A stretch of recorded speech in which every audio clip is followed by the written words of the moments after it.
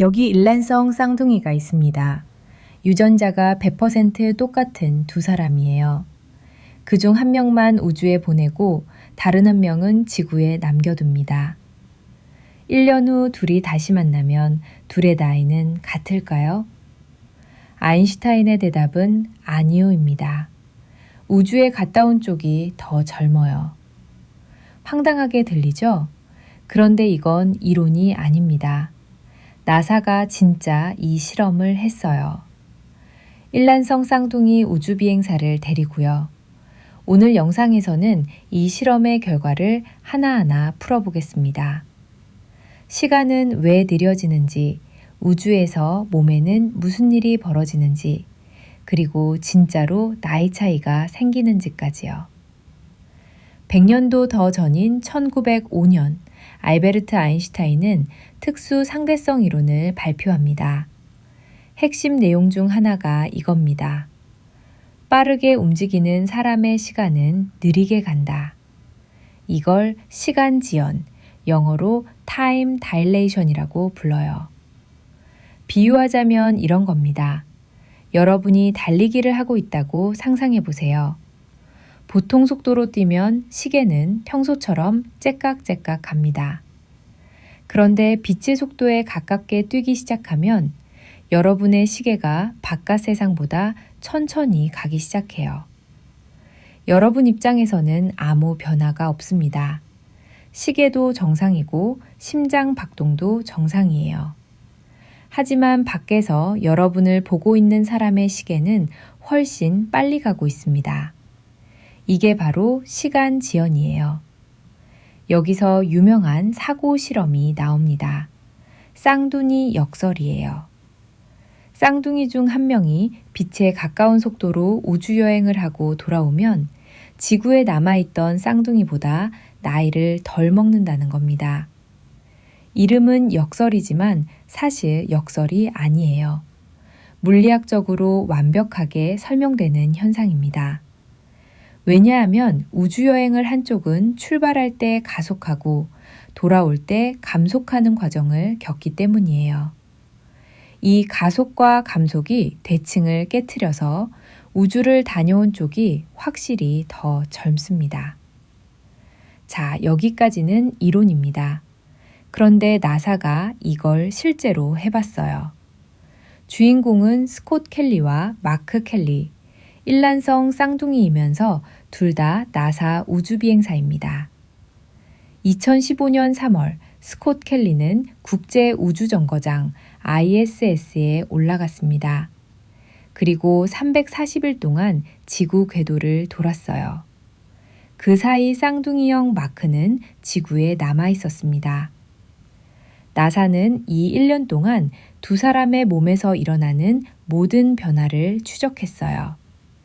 유전자, 텔로미어, 장내 세균, 인지능력, 면역 반응까지 10개의 연구팀이 동시에 투입된 역사상 전례 없는 실험이었습니다. 2019년 결과가 사이언스 저널에 발표되었어요. 전 세계가 깜짝 놀랐습니다. 먼저 시간 지연부터 보겠습니다. ISS는 시속 약 27,800km로 지구를 돌고 있어요. 빛의 속도에 비하면 아주 느리지만 그래도 시간 지연은 발생합니다. 계산해보면 스콧 켈리는 340일 동안 약 8.6밀리초, 즉 0.0086초만큼 마크보다 젊어졌습니다. 마크 켈리 본인도 이렇게 말했어요. 예전에는 내가 6분 형이었는데 이제는 6분 5밀리초 형이 됐다. 0.008초라니 너무 작은 거 아니냐고요? 맞습니다. 체감할 수 없는 수준이에요. 하지만 중요한 건 이 차이가 실제로 존재한다는 겁니다. 측정 가능하고 아인슈타인의 공식과 정확히 일치해요. 만약 스콧이 빛의 속도에 가까운 우주선을 타고 갔다면 이 차이는 몇 년, 몇십 년이 될 수도 있었습니다. 참고로 러시아 우주비행사 세르게이 크리칼료프는 총 803일을 우주에서 보냈는데 그 결과 지구의 같은 또래보다 0.02초 더 젊습니다. 인류 역사상 가장 많이 시간여행을 한 사람이에요. 시간 지연이 너무 작아서 쓸모없다고 생각하실 수 있는데 사실 여러분이 매일 쓰는 기술에 이미 적용되고 있습니다. 바로 GPS예요. GPS 위성은 고도 약 2만 킬로미터에서 빠른 속도로 지구를 돕니다. 여기서 두 가지 시간 지연이 동시에 일어나요. 첫째, 위성이 빠르게 움직이니까 특수 상대성 이론에 의해 시계가 하루에 약 7 마이크로초 느려집니다. 둘째, 위성은 지구보다 중력이 약한 곳에 있으니까 일반 상대성 이론에 의해 시계가 하루에 약 45 마이크로초 빨라집니다. 둘을 합치면 위성 시계는 지상 시계보다 하루에 약 38 마이크로초 빨리 갑니다. 38 마이크로초, 100만 분의 38초예요. 이걸 보정하지 않으면 GPS 위치 오차가 하루에 약 11km씩 쌓입니다. 내비게이션이 완전히 엉뚱한 곳을 가리키게 되는 거예요. 그래서 모든 GPS 위성에는 아인슈타인의 상대성 이론에 따른 시간 보정이 적용되어 있습니다. 여러분이 스마트폰으로 길을 찾을 때마다 아인슈타인의 이론이 작동하고 있는 겁니다. 나사 쌍둥이 연구의 진짜 충격적인 결과는 시간 지연이 아니라 생물학적 변화에 있었습니다. 하나씩 볼게요. 첫 번째, 텔로미어입니다. 텔로미어는 염색체 끝에 달린 보호캡으로 나이가 들수록 짧아지는 게 정상이에요. 그런데 놀랍게도 스코섭 텔로미어는 우주에서 오히려 길어졌습니다. 나사의 발표에 따르면 비행 중 측정한 모든 시점에서 텔로미어가 이전보다 길었어요. 마치 세포가 젊어진 것처럼 보인 거죠. 하지만 지구에 돌아오자마자 텔로미어가 급격히 짧아지면서 오히려 출발 전보다 짧은 것들도 나타났습니다. 연구자들은 이게 우주 방사선과 스트레스에 대한 신체 반응일 가능성이 높다고 보고 있어요. 두 번째, 유전자 발현 변화입니다. 스콧의 DNA 자체가 바뀐 건 아닙니다. 하지만 유전자가 켜지고 꺼지는 패턴이 크게 바뀌었어요. 수천 개의 유전자가 마크에게서는 조용히 잠들어 있는데 스콧에게서는 활성화되었습니다. 지구에 돌아온 뒤 대부분인 93%는 원래대로 돌아왔지만 7%는 6개월이 지나도 정상으로 돌아오지 않았습니다. 이 7%에는 면역 체계, DNA 복구, 뼈 형성과 관련된 유전자들이 포함되어 있었어요. 세 번째, 키가 약 5cm 커졌습니다. 무중력 상태에서 척추를 누르는 중력이 사라지니까 디스크 사이가 벌어진 겁니다. 물론 지구에 돌아오자 곧 원래대로 줄어들었어요.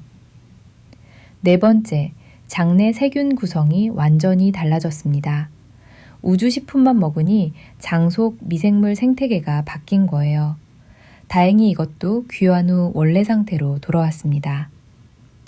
다섯 번째, 경동맥 벽이 두꺼워지고 시력 관련 단백질에 변화가 생겼습니다. 이건 우주 비행사들에게서 흔히 보고되는 우주 시력 저하 현상과 관련이 있어요. 정리하겠습니다. 쌍둥이 중 한 명을 우주에 보내면 나이가 달라질까? 답은 네, 달라집니다. 물리학적으로 스콧 켈리는 340일간의 우주 체류로 마크보다 약 8.6m초 젊어졌습니다. 이건 이론이 아니라 측정된 사실이에요. 하지만 아이러니가 있습니다. 물리학적으로는 젊어졌는데 생물학적으로는 오히려 늙었을 수도 있어요. 텔로미어가 귀환 후 급격히 짧아졌고 DNA 손상이 늘었고 유전자 발현의 7%가 원래대로 돌아오지 않았으니까요. 시간은 0.008초 벌었는데 몸은 방사선과 무중력이라는 대가를 치른 겁니다. 결국 이 실험이 알려주는 건 이겁니다. 시간은 우리가 느끼는 것처럼 모두에게 똑같이 흐르지 않습니다. 속도에 따라, 중력에 따라 달라져요. 그리고 그 차이는 공상과학이 아니라 여러분 스마트폰의 GPS가 매 순간 보정하고 있는 현실입니다. 아인슈타인이 100년 전에 종이 위에 쓴 공식이 오늘 이 순간에도 우리 일상을 지탱하고 있어요. 만약 빛의 속도에 가까운 우주선이 개발된다면 쌍둥이의 나이 차이는 밀리초가 아니라 수십 년이 될 수도 있습니다. 영화 인터스텔라에서 밀러 행성에서의 1시간이 지구의 7년이었던 것, 과장이긴 하지만 원리는 같습니다. 시간이라는 건 생각보다 훨씬 이상한 녀석이에요. 이 영상이 흥미로우셨다면 좋아요와 구독 부탁드립니다. 여러분이 빛의 속도로 여행할 수 있다면 어디에 가고 싶은지 댓글로 남겨주세요. 다음 영상에서 또 만나겠습니다.